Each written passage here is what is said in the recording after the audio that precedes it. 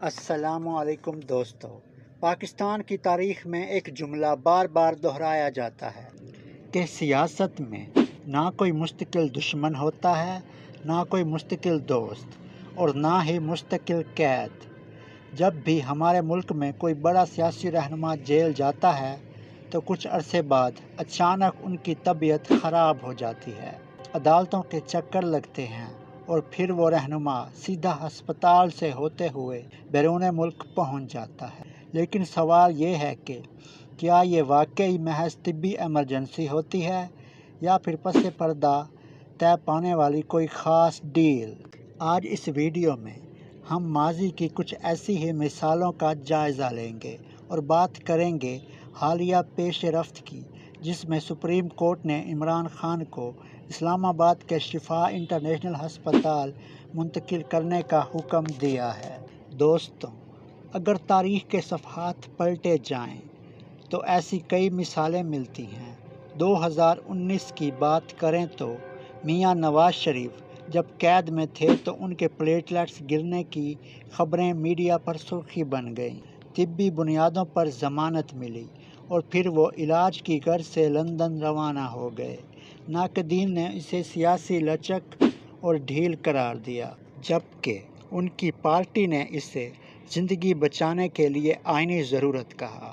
پھر غداری کا مقدمہ ہو یا دوسرے کیسز، سابق صدر پرویز مشرف کو بھی کمر درد اور دیگر پیچیدگیاں ہوئیں، جس کی وجہ سے ہسپتال منتقل کیا گیا اور بعد میں علاج کے لیے باہر جانے کی اجازت مل گئی۔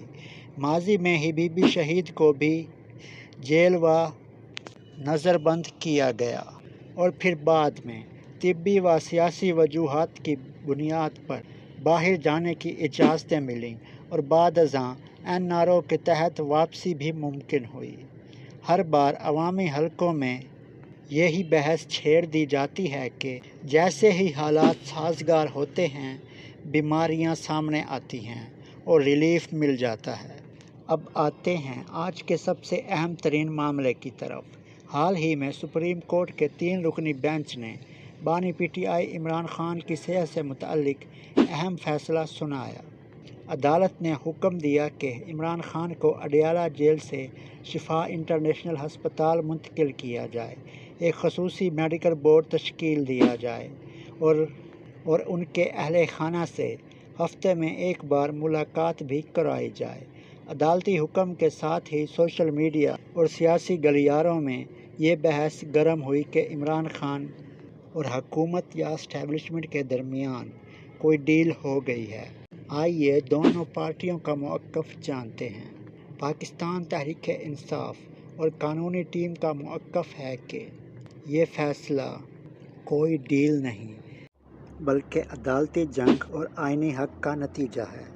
عدالت نے خود واضح کیا ہے کہ یہ ان کا بنیادی انسانی حق ہے۔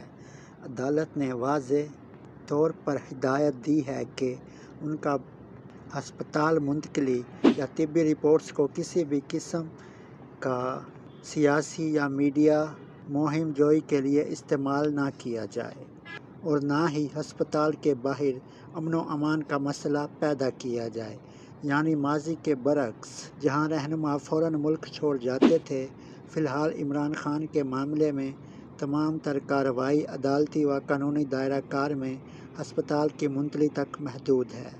پاکستان کی سیاست میں قانون، صحت اور ڈیلز کا یہ رشتہ بہت پرانا ہے۔ ایک عام قیدی کے مقابلے میں سیاسی قیدیوں کو ملنے والی یہ سہولیات ہمیشہ سوال اٹھاتی ہیں، مگر کیا عمران خان کو ہسپتال منتقل ہونا محض طبی ضرورت ہے یا پھر آنے والے کسی بڑے سیاسی بریک تھرو کی شروعات؟ آپ اس بارے میں کیا سوچتے ہیں؟ کمنٹ میں اپنی رائے ضرور دیں۔